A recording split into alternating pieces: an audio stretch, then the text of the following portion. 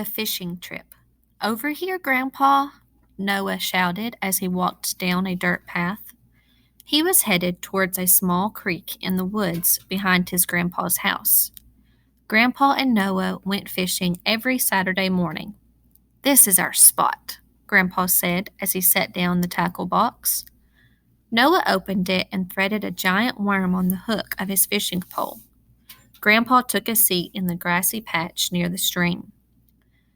"Do you think you are going to get one today?" Grandpa asked. "Of course," Noah laughed, "but with my luck, the only thing I will catch out here is a cold." The boys sat on the bank as the sun peeked from behind the clouds. It was then that Noah felt a tug on his fishing line. He turned to Grandpa and shouted, "Grandpa, I've got one!" Noah slowly reeled in his line. "Just a stick," he said disappointedly. He tossed the stick back into the water and sat down to add a fresh worm to his hook. Grandpa leaned against a tree trunk. He was almost ready to close his eyes for a short nap when Noah's fishing pole began to wiggle. Grandpa and Noah both lunged for the fishing pole. "Reel it in nice and slow," Grandpa advised. Noah slowly turned the handle on his fishing rod. Grandpa laughed when he saw a shiny minnow dangling from the end of the line.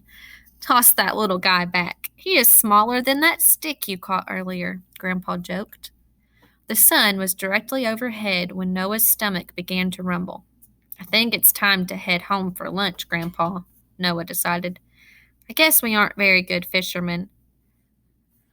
Noah picked up his pole to pack it away for the afternoon.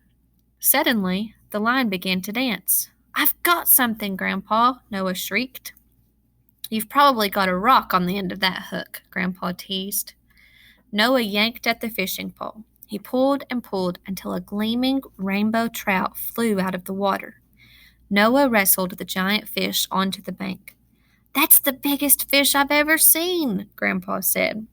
Noah smiled as Grandpa gave him a great pat on the back.